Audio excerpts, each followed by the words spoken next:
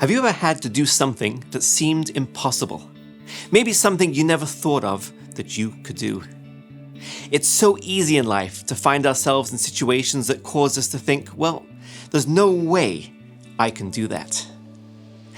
On Friday, June the 16th, 2006, I found myself in an I can't situation. I was leading a group of individuals on a charter bus trip in Lancaster, Pennsylvania. It had been a great fun-filled trip, and we were loaded back onto the bus to settle in for our 8-hour drive home. My wife Andrea and I were sitting in the very first row on the right side of the bus, and I settled in to focus on the road ahead of us.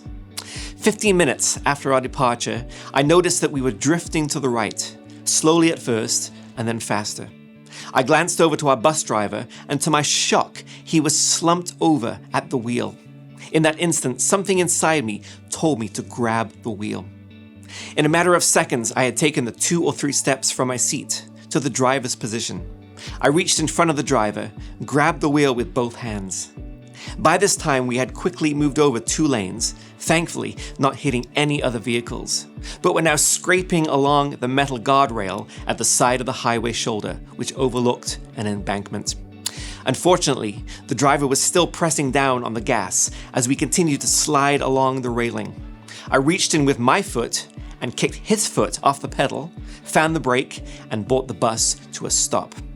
Not knowing where the air brakes were or how to put the bus into park, I yelled for my admin assistant's husband, who was at the very back of the bus and who happened to be a professional truck driver. He came running to the front and was able to secure the bus.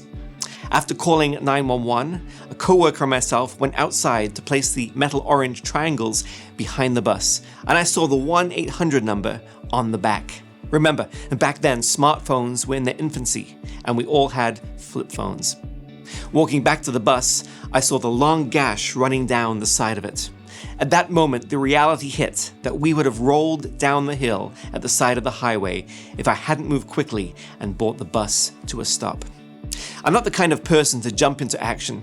If you had told me days earlier I would have had to figure out a way to safely stop a charter bus from driving off the side of the road while the driver lay unconscious over the wheel, I would have said, I can't do that.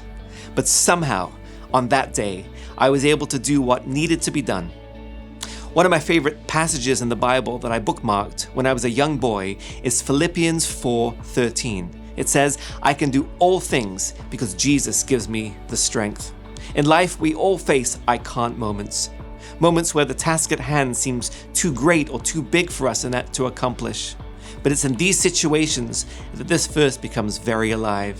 I believe it was God who prompted me to pay attention to the road, to grab the wheel and stop the bus, preventing a much larger accident occurring. This was not an action I would have taken on my own, but God gave me the strength I needed to accomplish the impossible, to accomplish what He had for me in that moment.